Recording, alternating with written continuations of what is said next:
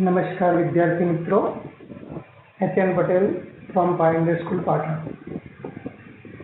वच्चे 15-20 दिवस कोविड-19 पॉजिटिवना कारणे આપણે ભૌતિક વિજ્ઞાન લેક્ચર સિરીઝમાં પ્રકરણ 2માં હું જોઈન થઈ શક્યો નહીં, એ બદલ હું દિલગીર છું। જયમીનભાઈ સાહેબે તમને પારિમાણિક સૂત્રો પછીનું પારિમાણિક વિશ્લેષણના ઉપયોગો અને ચેપ્ટરનો બાકીનો ભાગ છે એ હવે તમને સાહેબ પૂર્ણ કરશે। આજે આપણે ત્રીજું ચેપ્ટર છે એની શરૂઆત કરીએ છીએ। આજના શરૂઆતના લેક્ચરમાં કોઈ નીટને લગતી કે જીને લગતી એટલી બધી બાબત નથી, પણ માહિતી છે અને ચેપ્ટરને સમજવા માટે જરૂરી છે। આપણું ભૌતિક વિજ્ઞાનનું ત્રીજું ચેપ્ટર છે સુરેખ પથ પર ગતિ। ગતિ મતલબ મોશન, સુરેખ સ્ટ્રેટ, તો સ્ટ્રેટ લાઇનમાં ગતિ થતી હોય, મોશન થતી હોય, તો સુરેખ પથ પર ગતિની ચર્ચા કરવી છે। મિત્રો, ગતિ એ સમગ્ર વિશ્વનો એક પાયાનો ખ્યાલ છે। આપણે જાણીએ છીએ કે આપણે ચાલીએ છીએ, દોડીએ છીએ, સાયકલ ચલાવીએ છીએ, કાં તો સ્કૂટર ચલાવીએ છીએ। આ ગતિના ઉદાહરણો છે। ઇવન આપણે રાત્રે ઊંઘ્યા હોઈએ કે દિવસે પણ આપણા શરીરની અંદર લોહીનું પરિભ્રમણ થાય છે, તો લોહીનું ધમની અને શિરામાં જે વહન થાય છે, બંધ છે, બંધમાંથી પડતું પાણી છે એની ગતિ, નદીમાં વહેતું પાણી છે એની ગતિ, ઇવન આપણને મકાનો, ઝાડ આ બધા સ્થિર લાગે છે, પણ એ પણ પૃથ્વીના ભ્રમણ સાથે ગતિ કરે છે। ઝાડ કે મકાનો સ્થિર લાગે છે, પણ એ પણ પૃથ્વીના ભ્રમણ સાથે ભ્રમણ કરે છે। બીજું, આપણે જાણીએ છીએ પૃથ્વી પોતાની ધરીને અનુલક્ષીને એક ભ્રમણ પૂર્ણ કરવા માટે 24 કલાક લે છે, જેને આપણે એક દિવસ કહીએ છીએ। કે પૃથ્વીનું ધરી ભ્રમણ છે એ પણ ગતિ છે। પૃથ્વી છે એ સૂર્યની આજુબાજુ એક ભ્રમણ પૂર્ણ કરવા માટે, એક ચક્કર લગાવવા માટે 365 દિવસ લે છે, જેને આપણે એક વર્ષ કહીએ છીએ। તો પૃથ્વીનું સૂર્યને અનુલક્ષીને કક્ષીય ભ્રમણ એ પણ એક ગતિ છે। સૂર્ય પણ આપણી આકાશગંગામાં ગતિ કરે છે। આપણી આકાશગંગા પણ બીજી ગેલેક્સીઓની સાપેક્ષે ગતિમાં છે। ટૂંકમાં વિશ્વનો દરેક પદાર્થ ગતિ કરે છે એમ કહી શકાય। પણ એ જે બધી મેં ગતિની વાત કરી છે એ દ્રશ્યમાન ગતિ છે। તો આપણે જોઈ શકીએ છીએ એ દ્રશ્યમાન ગતિ છે, પણ કેટલીક ગતિઓ એવી હોય છે મિત્રો જે અદ્રશ્ય હોય છે, જે જોઈ શકતા નથી। ધારો કે વાયુના અણુઓ છે, એ અણુઓની અસ્તવ્યસ્ત ગતિ, એ વાયુના અણુ છે, એક પરમાણુ વાયુ હતો એને આપણે જોઈ શકતા નથી। આપણે આ વાયર છે, લાઇટ છે, આપણો વાહક તાર છે, એ વાહક તારની અંદર ઇલેક્ટ્રોન ગતિ કરતા હોય છે, ઇલેક્ટ્રોનનો પ્રવાહ હોય છે, એ ઇલેક્ટ્રોનને પણ આપણે જોઈ શકતા નથી। તો વાયુના અણુઓની અસ્તવ્યસ્ત ગતિ છે, વાહક તારની અંદર જે ઇલેક્ટ્રોનની ગતિ છે।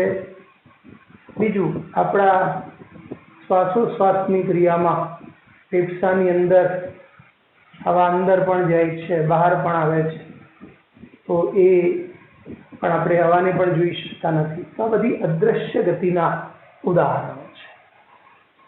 અદ્રશ્ય ગતિના ઉદાહરણો વાયુના અણુઓની અસ્તવ્યસ્ત ગતિ, વાહક તારમાં ઇલેક્ટ્રોનની ગતિ છે, શ્વાસ ઉશ્વાસ દરમિયાન ફેફસામાં જે હવાની ગતિ છે. પણ મિત્રો મહત્વનું છે કે ગતિ, પદાર્થ ગતિ કરે છે એમ ક્યારે કહેવાય?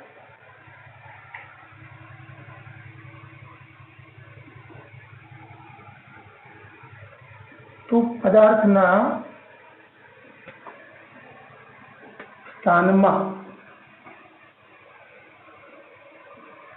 સમય સાથે ફેરફાર થતો હોય તો તે પદાર્થ ગતિ કરે છે એમ કહેવાય. તો પદાર્થના સ્થાનમાં સમય સાથે ફેરફાર થતો હોય, સમય સાથે પદાર્થનું સ્થાન બદલાતું હોય તો એ પદાર્થ ગતિમાં છે. બીજી રીતે કહીએ તો કોઈ પદાર્થ મતલબ વસ્તુ એ બીજી કોઈ વસ્તુની સાપેક્ષે સમય સાથે પોતાનું સ્થાન બદલતો હોય તો તે પદાર્થ, તે વસ્તુ બીજી વસ્તુની સાપેક્ષે ગતિમાં છે એમ કહેવાય. જ્યારે કોઈ વસ્તુ કે બીજી કોઈ વસ્તુની સાપેક્ષે સમય સાથે પોતાનું સ્થાન બદલતો હોય તો તે વસ્તુ બીજી વસ્તુની સાપેક્ષે ગતિમાં છે તેમ કહેવાય. દાખલા તરીકે આપણે હવાઈ યાત્રા કરીએ છીએ, તો હવાઈ યાત્રા કરતા હોઈએ છીએ ત્યારે આપણા પ્લેનના પાયલોટની સાપેક્ષે આપણે સ્થિર હોઈએ છીએ. પાયલોટની સાપેક્ષે આપણે પ્લેનમાં બેઠા છીએ, પાયલોટ પણ પ્લેનમાં છે, તો એની સાપેક્ષે આપણે સ્થિર હોઈએ છીએ. પણ મિત્રો આપણને એરપોર્ટ પર વળાવવા આવેલા આપણા સ્વજનો છે, જે એરપોર્ટ પર સ્થિર છે, એની સાપેક્ષે આપણે ગતિમાં છે તેમ કહેવાય. કારણ પાયલોટની સાપેક્ષે આપણું સ્થાન બદલાતું નથી, માટે આપણે પાયલોટની સાપેક્ષે સ્થિર ગણાઈએ. પણ એરોડ્રામ છે, ત્યાં ઉભેલા આપણા સ્વજન છે, એની સાપેક્ષે આપણે પ્લેનમાં છીએ એટલે આપણું સ્થાન સમય સાથે સતત બદલાય છે, માટે આપણે ગતિમાં છીએ તેમ કહેવાય. મિત્રો આપણે એના એ જ છીએ, પણ પાયલોટની સાપેક્ષે સ્થિર, આપણા સ્વજનની સાપેક્ષે આપણે ગતિમાં. તો વસ્તુની જે ગતિ છે એ વસ્તુ અને અવલોકનકાર છે, અવલોકનકર્તા છે, એનો સંયુક્ત ગુણધર્મ છે. વસ્તુની ગતિ એ વસ્તુ અને અવલોકનકર્તા પાયલોટ કે આપણા સ્વજન નો સંયુક્ત ગુણધર્મ છે.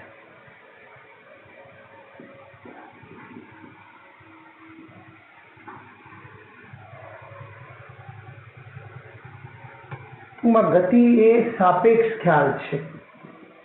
ગતિ એ કેવો છે? સાપેક્ષ ખ્યાલ છે.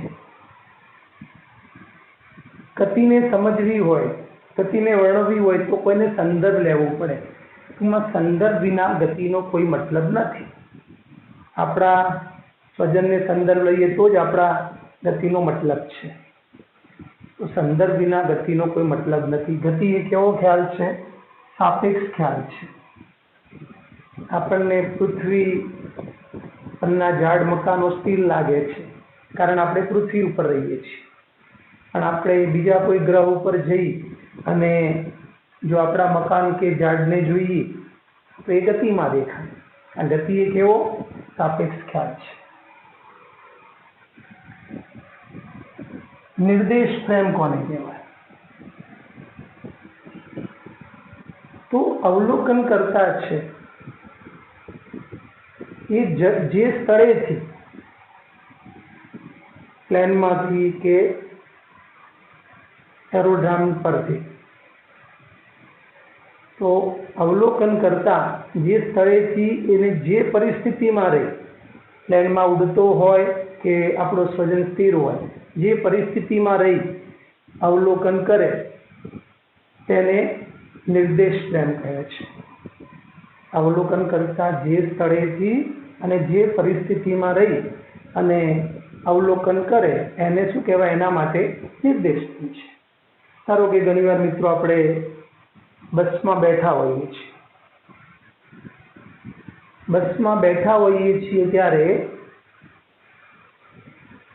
रोडनी बाजुना झाड़ छे ए आपणने गति करता होय एवुं देखाय छे। झाड़ तो स्थिर ज छे हकीकत में, पण आपणने गति करता होय एवुं देखाय छे। केम? कारण आपणी सापेक्षे झाड़नुं स्थान सतत शुं थाय छे? बदलाय छे। तो આપણે અવલોકન ક્યાંથી કરીએ છીએ? ગતિ કરતી બસમાંથી। તો આપણા માટે ગતિમાન બસ એ શું કહેવાય? નિર્દેશ ફ્રેમ। પણ ધારો કે આપણે નીચે ઊભા છીએ, બસમાં નથી, અને એ જ ઝાડનું આપણે અવલોકન કરીએ છીએ, તો એ વખતે આપણી સાપેક્ષે ઝાડ કેવું હશે? સ્થિર હશે। एनो मतलब ए वखते आपणा माटे स्थिर पृथ्वी, आपणे पृथ्वी पर रहीए छीए अर्थ अंदर में, आपणा माटे स्थिर पृथ्वी ए आपणा माटे निर्देश फ्रेम कहेवाय।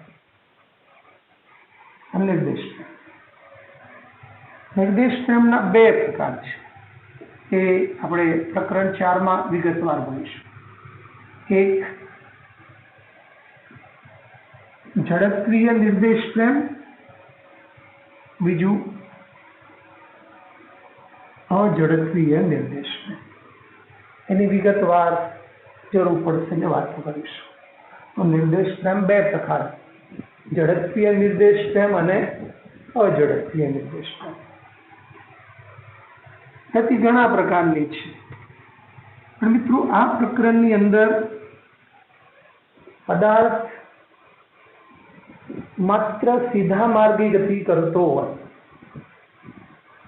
सुरेखा में गति करतो होय एवी गति की चर्चा करीशुं। तो पहली अहींया एक सुरेख गति, रेखीय गति, लिनियर मोशन। बीजू चकडोर छे,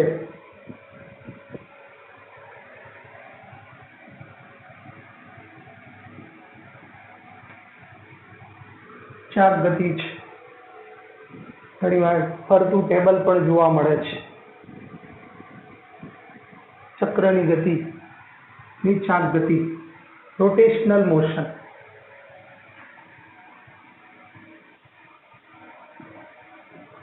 कंपन गति अथवा दोलन गति, वाइब्रेशन, दोलन गति। हिंचको छे एना दोलनो छे,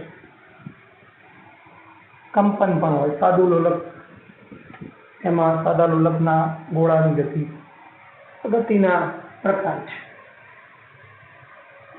मित्रों आपणे गतिनुं वर्णन करवुं छे, तो गतिना वर्णन माटे कई राशिओ जोईए। तो सामान्य रीते गतिने समजवुं होय, एनुं वर्णन करवुं होय तो एक तो स्थानांतर, डिस्प्लेसमेंट, वेग, वेलोसिटी, प्रवेग, एक्सीलरेशन। तो गतिना वर्णन माटे सामान्य रीते पदार्थना स्थानांतर विषे जाणवुं पड़े। એના વેગ વિશે જાણવું પડે, એના પ્રવેગ વિશે જાણવું પડે, તો એના વર્ણન માટે જરૂરી રાશિઓ છે. યંત્રશાસ્ત્ર મિકેનિક્સ કોને કહેવાય? તો એ ભૌતિક વિજ્ઞાનની એક જૂની શાખા છે. યંત્રશાસ્ત્ર મિકેનિક્સ.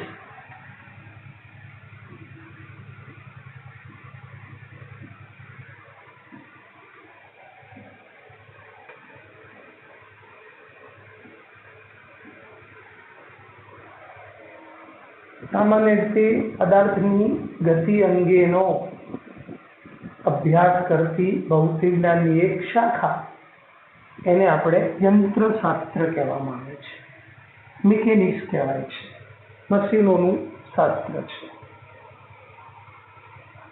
પણ આની બે શાખાઓ છે. એમાં યંત્રશાસ્ત્રની પેટા શાખા કાઇનેમેટિક્સ અને ડાયનેમિક્સ. કાઇનેમેટિક્સ અને ડાયનેમિક્સ ભેગું થાય એટલે મિકેનિક્સ કહી શકાય. આનું શુદ્ધ ગતિશાસ્ત્ર અથવા ગતિ વિજ્ઞાન અને ગતિ વિજ્ઞાન.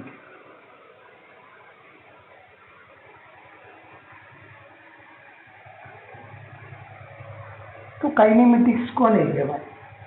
તો યંત્રશાસ્ત્રની એક પેટા શાખા કે જેની અંદર ગતિનું વર્ણન માટે, ગતિ માટે કયા કારણો જવાબદાર છે,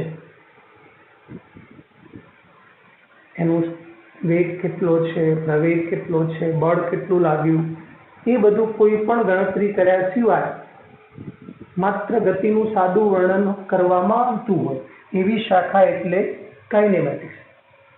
ગતિ માટે જવાબદાર કારણોની ચિંતા કર્યા સિવાય માત્ર ગતિનું વર્ણન થાય એ શાખા એટલે કાઇનેમેટિક્સ. પણ ગતિ વિજ્ઞાન ડાયનેમિક્સમાં ડાયા થઈ જવાનું. ગતિ માટે જવાબદાર કારણો, કેટલો વેગ ઉદ્ભવ્યો, કેટલું બળ લાગ્યું, એ ગતિ કરતો પદાર્થ વસ્તુ છે, એના ગુણધર્મો, એ સહિત ગતિનું વર્ણન કરતી હોય એવી એક પેટા શાખા મિકેનિક્સની, એનું નામ ડાયનેમિક્સ. ચલો મિત્રો, આટલું આપણે જોયું યંત્રશાસ્ત્ર. તો એકવાર ફરીથી 5 મિનિટ 2 મિનિટ તમે જોઈ લો, વિચારી લો. બુકમાં પણ તમે જોઈ શકશો. આપણે એના કરતાં પણ વિશેષ ઘણી બધી માહિતી આપી છે.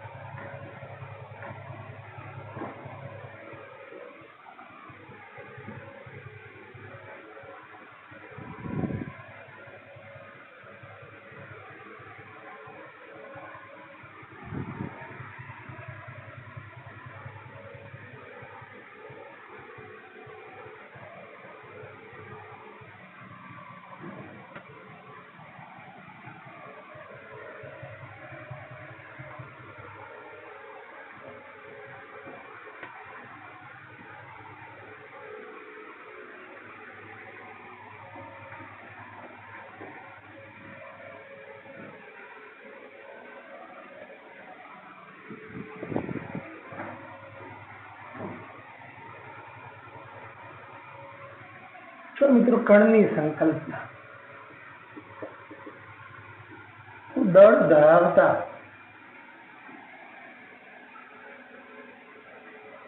બિંદુવત પદાર્થને કણ કહે છે. દળ ધરાવતો હોય એવો બિંદુવત, મતલબ વ્યાખ્યા અનુસાર પદાર્થનો એવો નાનામાં નાનો ભાગ જેનું પરિમાણ બિંદુવત છે, બિંદુના જેવું છે. તો મિત્રો આપણે જાણીએ છીએ બિંદુને તો કોઈ પરિમાણ હોતું નથી. એનો મતલબ વ્યવહારમાં આવો પદાર્થ મળવો શક્ય નથી. એક આદર્શ કલ્પના કહી શકાય. દળ ધરાવતો બિંદુવત પદાર્થ છે પણ પરિમાણ બિંદુવત છે, બિંદુ જેવા છે અને બિંદુને પરિમાણ હોતા નથી. એનો મતલબ વ્યવહારમાં આવો પદાર્થ મળવો શક્ય નથી. છતાં પણ કેટલાક સંજોગોમાં આપણે પદાર્થને કણ તરીકે લઈશું. દાખલા તરીકે ઘન પદાર્થ છે એ સુરેખ માર્ગે ગતિ કરે છે. પદાર્થ એટલે ઘણા બધા કણોનો સમૂહ, વસ્તુ ઘણા બધા કણોનો સમૂહ. તો ઘન પદાર્થ છે એ સુરેખ માર્ગે ગતિ કરે છે, સીધી રેખામાં ગતિ કરે છે અને એના બધા જ કણો સરખા સમયમાં સરખું અંતર કાપતા હોય.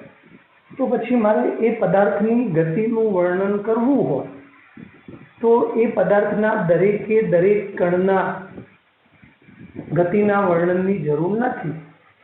એ દરેકે દરેક કણનો વેગ, સ્થાનાંતર, પ્રવેગ આ બધું જાણવાની જરૂર નથી. કોઈ એક કણને પ્રતિનિધિ કણ તરીકે લઉં અને એ કણની ગતિનો અભ્યાસ કરું, એનો મતલબ પદાર્થની ગતિનો અભ્યાસ થાય છે. બીજું કે પદાર્થો વચ્ચેનું અંતર મોટું હોય એમના પરિમાણની સાપેક્ષમાં, તો એ સંજોગોમાં એ પદાર્થોને કણ તરીકે લઈ શકાય. પરિમાણ નાના હોય અને એમની વચ્ચેનું અંતર વધારે હોય. ધારો કે આપણે જાણીએ છીએ સૂર્ય અને પૃથ્વી વચ્ચેનું અંતર આ રીતે 1.496 × 10⁻11 મીટર છે. 1 એવું કહેતા 1 એસ્ટ્રોનોમિકલ યુનિટ. આટલું અંતર છે સૂર્ય અને પૃથ્વી વચ્ચેનું એવરેજ અંતર. પણ સૂર્ય અને પૃથ્વીના વ્યાસના સંદર્ભમાં 10⁻7 8 આવે તો એની સાપેક્ષમાં ઘણું વધારે છે. તો સૂર્ય અને પૃથ્વી વચ્ચેનું ગુરુત્વાકર્ષી બળ આપણે માપવું હોય, જાણવું હોય તો એ વખતે આપણે સૂર્ય અને પૃથ્વીને કણ તરીકે લઈ શકીએ. તો એ પણ એક આવે. પછી પદાર્થ છે, કણોનો સમૂહ છે, એને કણ તરીકે લઈ શકાય. એના માટે કેવી ગતિ કરે છે એના ઉપર આધાર રાખે. ધારો કે સૂર્યની આજુબાજુ ઘણા બધા ગ્રહો ગતિ કરે છે. એ ગ્રહો પર સૂર્યનું ગુરુત્વાકર્ષી બળ લાગે છે. એ ગ્રહોને આપણે કણ તરીકે લઈ શકીએ. જો સ્થાન નક્કી કરવા માટે આપણે જાણીએ છીએ પદાર્થની ગતિનું વર્ણન કરવું હોય તો સમયની દરેક ક્ષણે કણનું સ્થાન જાણવું પડે. સ્થાન ઉપરથી સ્થાનાંતર, વેગ, પ્રવેગ મળે. તો એના માટે નિર્દેશ ફ્રેમ લેવી પડે. નિર્દેશ ફ્રેમ કઈ લેવી એવા કોઈ ચોક્કસ નિયમો નથી. છતાં પણ પરસ્પર લંબ હોય એવી 3 અક્ષો,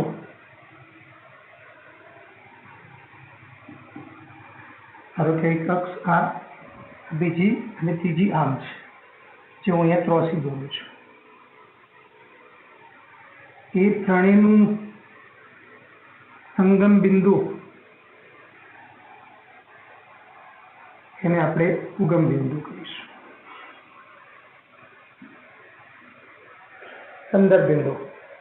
અને પરસ્પર લંબ એવી 3 અક્ષો એને વિષમગળી દિશામાં XYZ નામ આપીશું. કેપિટલ લખવાનું.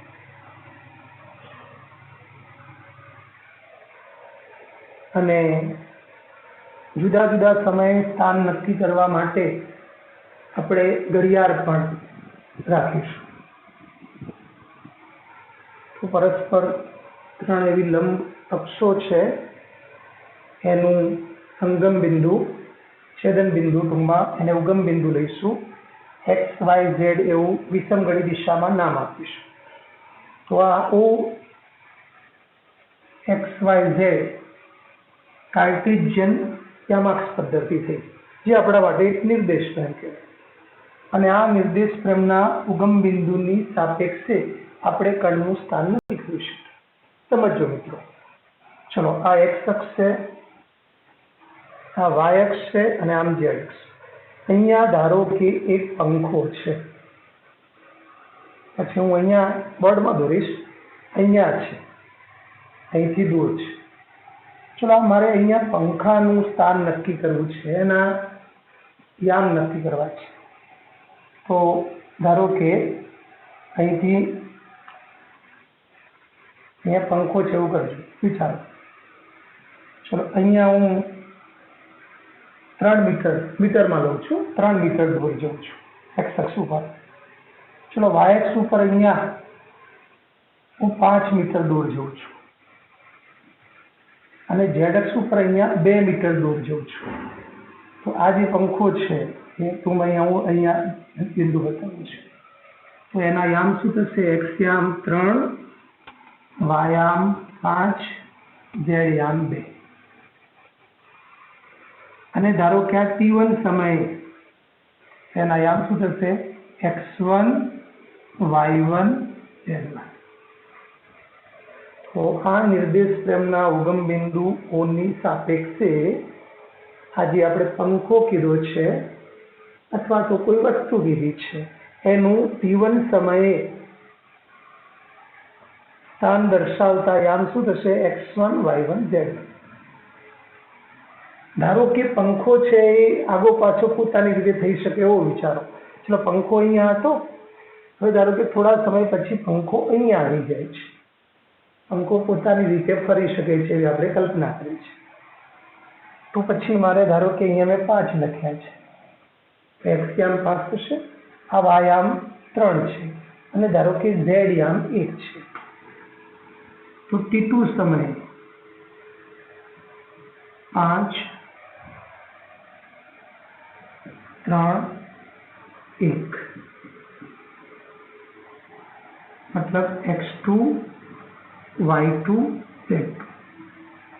82 સમયે પંખા હતા છે, પંખો ગતિ કરીને અહીંયા આવે છે. તો એક્સ વાય ઝેડ ની મદદથી એના આપણે યામ શું કરી શકીએ? જાણી શકીએ છીએ. તો આ સ્થાન નક્કી કરવા માટે નિર્દેશ ફ્રેમ છે.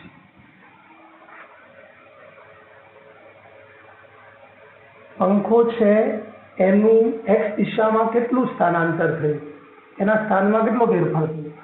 તો એક્સ યામ 5 હતો, અહીંયા કેટલો છે? 3. તો 5 - 3. એક્સ દિશામાં એનું સ્થાનાંતર કહી શકાય 2 મીટર કહી શકાય. ધારો કે ઝેડ દિશામાં કેટલું સ્થાનાંતર થયું? તો 2 અહીંયા 1 છે, તો અંતિમ 1 - 2 તો -1 કહી શકાય. તો આમ પંખાનું સ્થાનમાં થતું ફેરફાર સ્થાનાંતર જાણી શકાય. સ્થાનાંતર ભાગ્યા સમયગાળો વેગ મળે, વેગનો ફેરફાર ભાગ્યા સમય પ્રવેગ મળે. સ્થાન નક્કી કરવા માટે નિર્દેશ છે. ચલો મિત્રો, હવે બીજી વાત છે, એક પારિમાણિક ગતિ, દ્વિપારિમાણિક અને ત્રિપારિમાણિક. ચલો, પદાર્થ સ્થિર છે એમ ક્યારે કહેવાય? ધારો કે પદાર્થના સ્થાન દર્શાવતા બધા જ યામ XYZ છે એ સમય સાથે ન બદલાતા હોય તો એ નિર્દેશ ફ્રેમની સાપેક્ષે પદાર્થ સ્થિર છે એમ કહેવાય. પણ જો પદાર્થનું એક યામ બદલાય, 2 કે 3, ટૂંકમાં 1 કે 1 કરતાં વધારે યામ સમય સાથે બદલાય તો પછી તે નિર્દેશ ફ્રેમની સાપેક્ષે પદાર્થ ગતિમાં છે એમ કહેવાય. તો એક પારિમાણિક ગતિ, દ્વિપારિમાણિક અને ત્રિપારિમાણિક.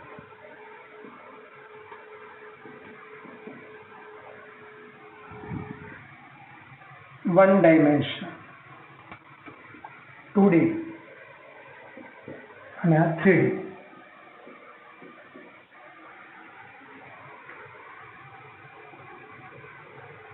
સીધા માર્ગ પર ગતિ કરે, એક પરિમાણિક ગતિ. સમતલમાં ગતિ કરે, દ્વિપારિમાણિક. અને અવકાશમાં ગતિ કરે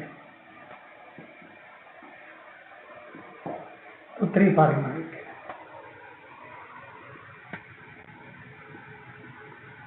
સ્થાન દર્શાવતો માત્ર એક જ યામ સમય સાથે બદલાય.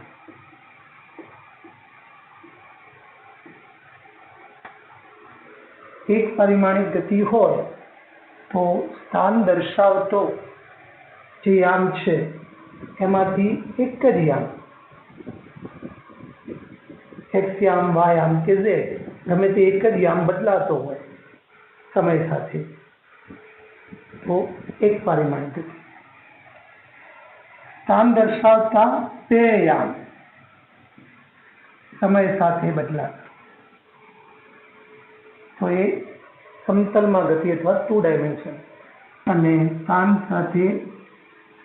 દર્શાવતા ત્રણેય યામ સમય સાથે બદલાતા હોય તો એ ત્રિપારિમાણિક.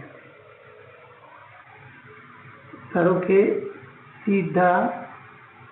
સીધી સડક પર વસ્તુ કે વાહનની ગતિ,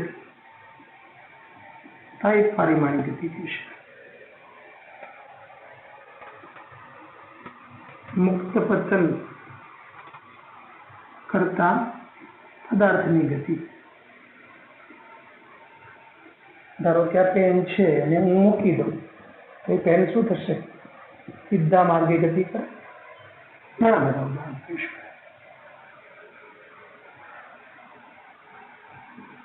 વર્તુળાકાર પથ પર કણની ગતિ.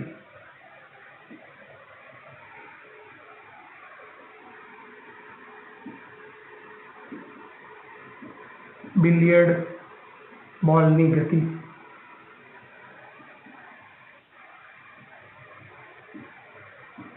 કેરમ બોર્ડમાં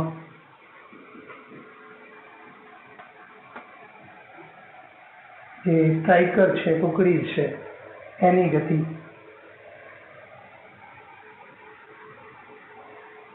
સૂર્યની આસપાસ ગ્રહોની ગતિ. તો આ બધી દ્વિપારિમાણિક ગતિ કહેવાય.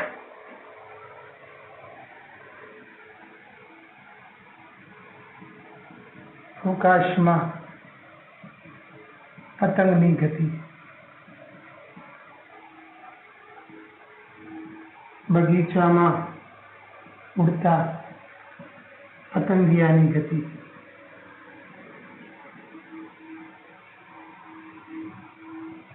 અવકાશમાં પતંગની ગતિ, બગીચામાં ઉડતા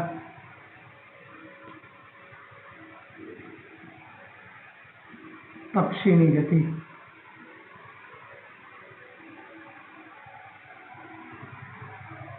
મિત્રો આ ત્રિપારિમાણિક ગતિ છે. એને એકવાર જોઈ લો. પછી આપણો મહત્વનો ટોપિક છે પથ લંબાઈ અને સ્થાનાંતરની વાત કરીએ છીએ.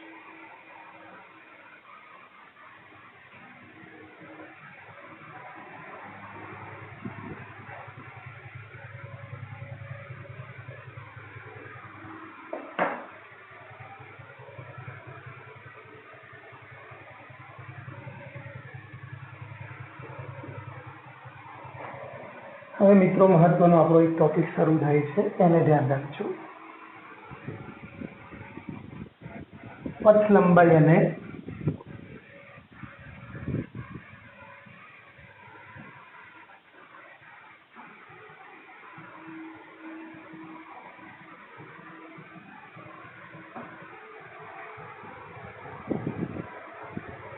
પછી એને લગતા દાખલા અને તફાવતને આપણે નવા લેક્ચરમાં જોઈશું. અત્યારે આપણે એને એક વાર સમજી લઈએ.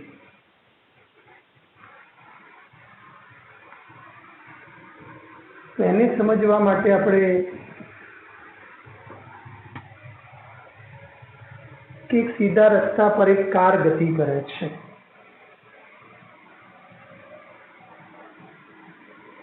અને જે કારનો ગતિ માર્ગ છે એને આપણે એક્સ લઈ લઈએ છીએ.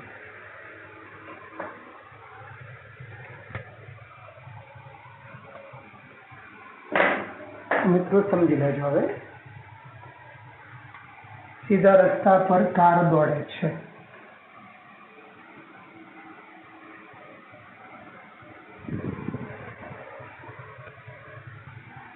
અને એ જે કારનો ગતિ માર્ગ છે એ એક્સ અક્ષ પર સંપાત થયો છે.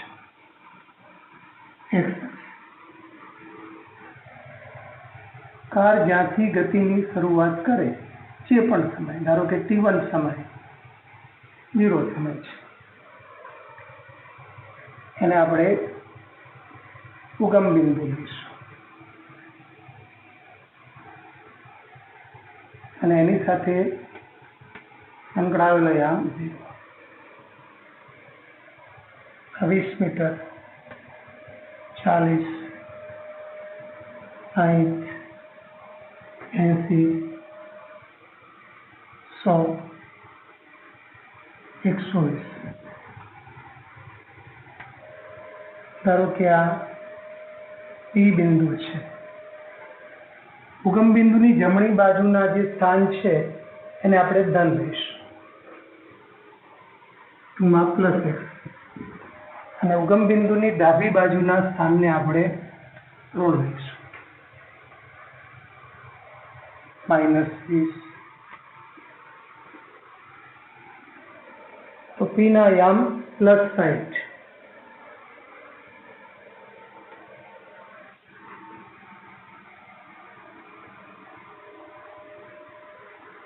ક્યુ આ મીટરમાં છે, ક્યુના યામ +120, આ આર છે, એના યામ -40. ઉગમ બિંદુ 20, 40 આ જુદા જુદા સમયે કાનના સ્થાન દર્શાવેલા છે. ઉગમ બિંદુની જમણી બાજુના સ્થાનને ધન કહીશું, ટૂંકમાં ધન અક્ષ, અને ડાબી બાજુના સ્થાનને ઋણ અક્ષ કહીશું. ચલો, ગતિકાળની શરૂઆત થાય છે અને ઉગમ બિંદુ એનો એ જે સમય છે t1 0 સેકન્ડ અથવા t1 સમય, જે પણ સમય હોય, ટૂંકમાં શરૂઆતનો સમય છે, અને એનો યામ 0. કોઈ ક્ષણે પી ઉપર આવે તો એના યામ +60, ક્યુ ઉપર આવે તો 120, તો કદાચ આર ઉપર ધારો કે આવે કાર, એ ગતિ બતાવીએ છીએ તો -40. આપણે 4 જુદા જુદા કિસ્સા લઈએ છીએ.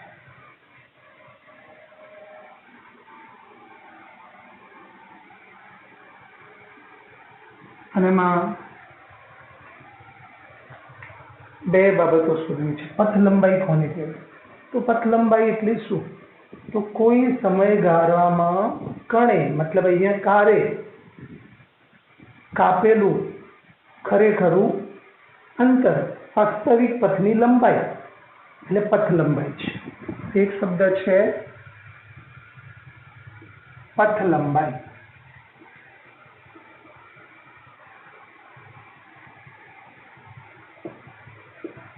કાપેલું અંતર. કોઈ સમયગાળામાં પદાર્થે કે કણે કાપેલા અંતરને પથ લંબાઈ કહેવાય. અને બીજો શબ્દ છે સ્થાનાંતર. ટૂંકમાં સ્થાનમાં થતો ફેરફાર. કણના કે કારના સ્થાનમાં થતું ફેરફાર કોઈ સમયગાળામાં, અને સ્થાનાંતર શોધવું હોય તો એનું અંતિમ સ્થાન માઇનસ પ્રારંભિક સ્થાન. ધારો કે અંતિમ સ્થાન એટલે t2 સમયનું સમજો x2 નામ આપો, અને પ્રારંભિક સ્થાન એટલે x1 કે, અને આ સ્થાનાંતર એટલે ડેલ્ટા x. તો પથલંબાઈ એટલે કોઈ સમયગાળામાં કણે કે કારે કે વસ્તુ છે, પદાર્થ છે, એને કાપેલું અંતર, ટૂંકમાં એના વાસ્તવિક પથની લંબાઈ. અહીંયા એક સુરેખ માર્ગે ગતિની વાતો છે, અને પદાર્થના સ્થાનમાં થતો ફેરફાર એટલે સ્થાનાંતર. અંતિમ સ્થાન માઇનસ પ્રારંભિક સ્થાન, અંતિમ યામ માઇનસ પ્રારંભિક યામ, અંતિમ x2 પ્રારંભિક x. ચલો આપણે જુદા જુદા આપણે કિસ્સા લઈએ છીએ.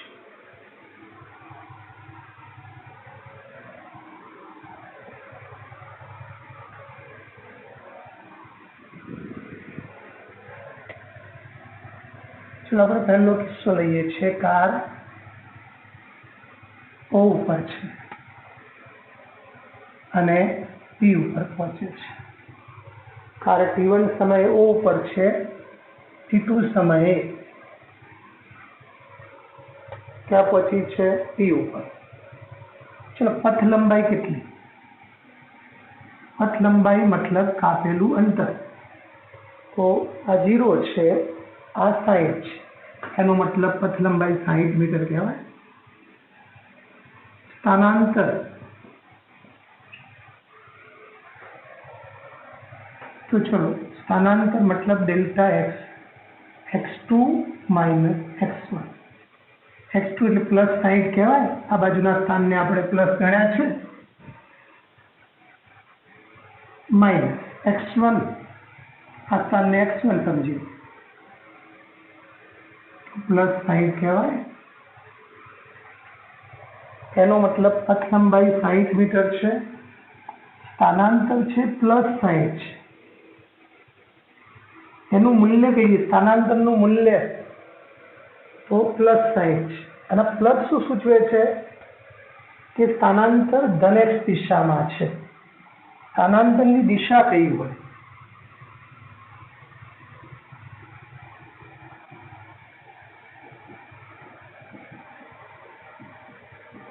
પ્રારંભિક સ્થાનથી અંતિમ સ્થાન તરફની.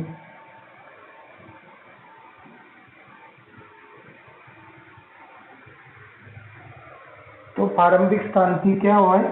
અંતિમ સ્થાન તરફની. પ્રારંભિક સ્થાન O, અંતિમ સ્થાન P. તો O થી P તરફની મતલબ ધન x દિશામાં. મૂલ્ય પૂછે તો 60, સ્થાનાંતરની દિશા પૂછે તો જમણી બાજુએ, અહીંયા ધન x દિશામાં છે, સ્થાનાંતર તો પ્લસ 60. એટલે દિશા પ્રારંભિક સ્થાનથી અંતિમ. ચલો t1 સમયે આ છે, ત્યાંથી Q ઉપર પહોંચે છે, O થી Q ઉપર, અને ફરી પાછું t2 સમયે P ઉપર આવે છે. t1 સમયે O ઉપર, ત્યાંથી Q ઉપર જાય છે, અને પાછું P ઉપર આવે છે. ચલો પથ લંબાઈ કેટલી? ચલો અહીંથી અહીં 120 થશે, અને પાછું અહીંથી અહીં આવે છે કાર, તો 120 માઇનસ 60 મતલબ બીજા 60. તો પથ લંબાઈ કેટલી થશે? OQ વત્તા PQ અંતર છે. ચલો OQ એટલે 120 અને PQ 60 મતલબ 180 મીટર પથ લંબાઈ.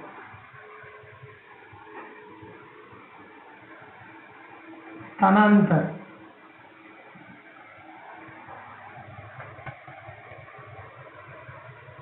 પ્રારંભિક સ્થાન કયું છે?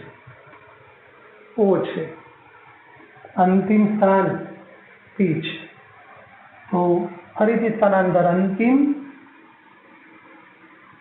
માઇનસ પ્રારંભિક પ્લસ 60 આવે. બીજી જગ્યાએ લીધું હોય તો જવાબ બદલી શકાય.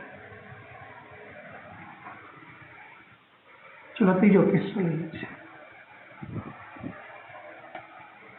ચલો O થી Q જાય છે, T1 સમયે O ઉપર Q જાય છે અને Q થી O પર આવે છે. T2 સમયે ફરીથી પાછું અહીં આવી જાય છે. ચલો અહીંથી અહીં જાય છે 120, પાછું અહીંથી અહીં આવે છે, પથ લંબાઈ 120 વત્તા 120 240 મીટર થશે. પણ સ્થાનાંતર કેટલું? T1 સમય પણ O ઉપર હતો, Q ઉપર જાય છે, ફરી પાછો T2 સમય O ઉપર આવે છે, તો સ્થાનાંતર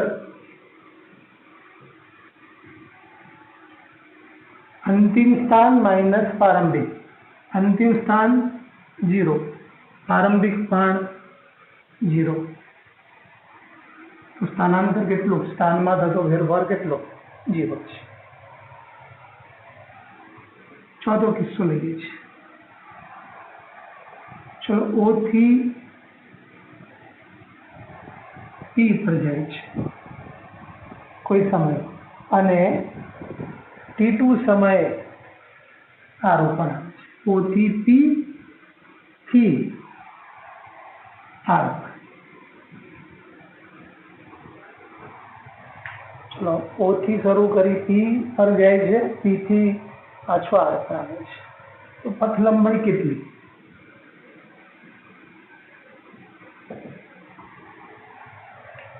ચલો O થી P 60 કહેવાશે, OP પાછું P થી O બીજું 60 એટલે 120 અને O થી R અંતર 40, આ 60, આ 60, 120 અને આ બીજું 40, 120 અને 40 160. ખાસ મિત્રો જોજો સ્થાનાંતર કેટલું? તો સ્થાનાંતર એટલે અંતિમ સ્થાન માઇનસ પ્રારંભિક. અંતિમ સ્થાન T2 સમયનું અંતિમ સ્થાન x2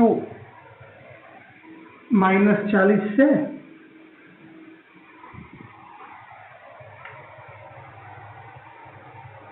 અને પ્રારંભિક સ્થાન 0 છે.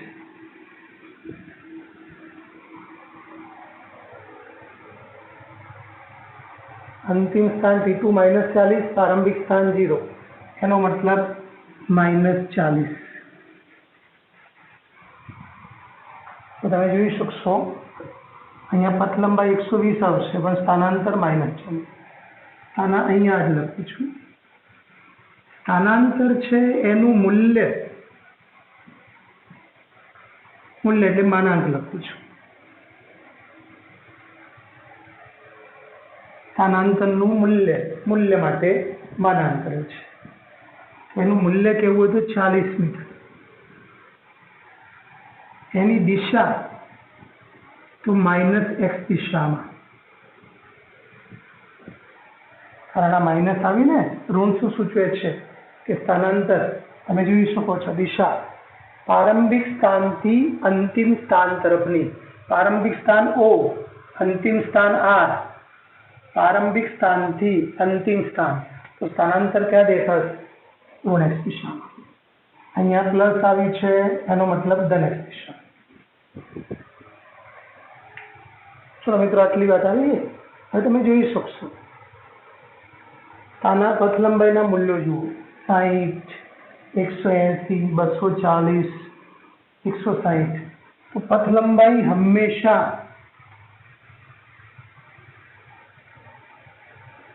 ધન જ હોય, જ્યારે સ્થાનાંતર છે એ ધને હોય, ઋણે હોય અને શૂન્ય હોય. તો પથ લંબાઈ હંમેશા ધન હોય. જો પથ લંબાઈ છે એમાં કોઈ દિશાનું મહત્વ નથી, માત્ર મૂલ્યનું મહત્વ છે.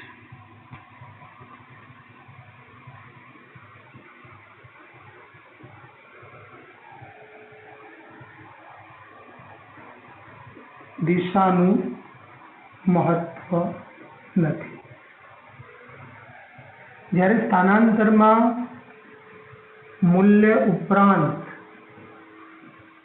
દિશાનું મહત્વ છે.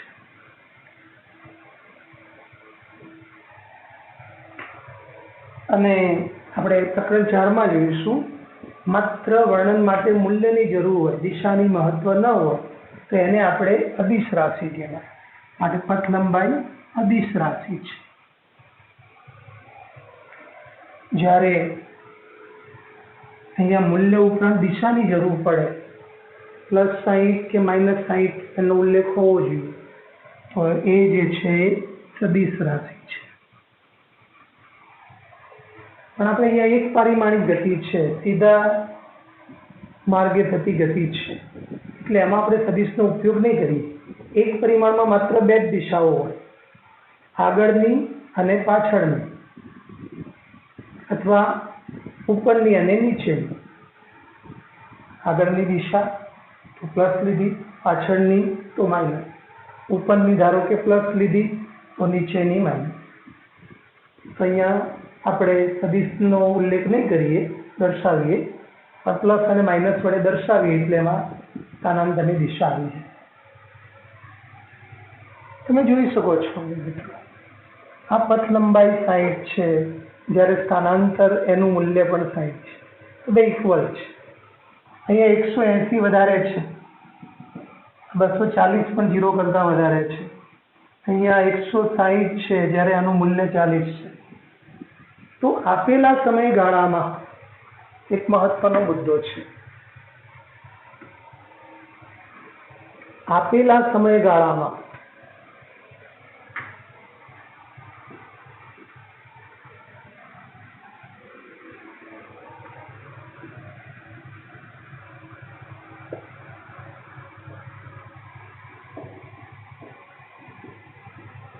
જે પથ લંબાઈ છે, જે સમયગાળો ડેલ્ટા ટી, T2 - T1 જે પણ છે, જે સમયગાળામાં તમે પથ લંબાઈ માપી છે એ જ સમયગાળામાં સ્થાનાંતર માપ્યું છે, એની સરખામણી છે. પથ લંબાઈ અને સ્થાનાંતર એનું મૂલ્ય કહું છું, અને વંચાય શું? સ્થાનાંતરનું મૂલ્ય. એ લખવું સંકેતમાં લખ્યું છે. તો આપણે પહેલા કિસ્સામાં જોયું તો બંને ઇક્વલ છે, પણ બાકીના દરેક કિસ્સામાં પથ લંબાઈ વધારે છે. તો આપેલા સમયગાળામાં પથ લંબાઈ સ્થાનાંતર કરતા વધારે હોય, અથવા જેટલી પણ હોય. જેટલી ક્યારે હોય? પદાર્થ કોઈ એક સ્થાનેથી ઉપડે છે અને સીધા માર્ગે ગતિ કરી બીજા કોઈ સ્થાને સ્ટોપ થાય છે, તો એ વખતે પથ લંબાઈ અને સ્થાનાંતર સરખું. માટે પથ લંબાઈ ભાગ્યા સ્થાનાંતર વડે ભાગું છું, greater than or equal to 1 છે. આપેલા સમયગાળામાં પદાર્થે કાપેલું કુલ અંતર મતલબ પથ લંબાઈ અને એના સ્થાનમાં થતા ફેરફારનું મૂલ્ય, આનો ગુણોત્તર 1 જેટલો 1 થી વધારે હોય છે. કદાપી 1 થી ઓછો હોઈ શકે નહીં. ઊંધો ગુણોત્તર હોય તો 1 જેટલો કે 1 થી ઓછો હોઈ શકે. આ એક મહત્વની બાબતો છે. બીજું, પદાર્થ ગતિ કરે છે, ગતિ થાય છે, તો પથ લંબાઈ કદાપી શૂન્ય હોઈ શકે નહીં. ગતિ થાય છે તો પથ લંબાઈ ઇઝ નોટ ઇક્વલ ટુ 0. પણ ગતિ થતી હોય છતાંય સ્થાનાંતર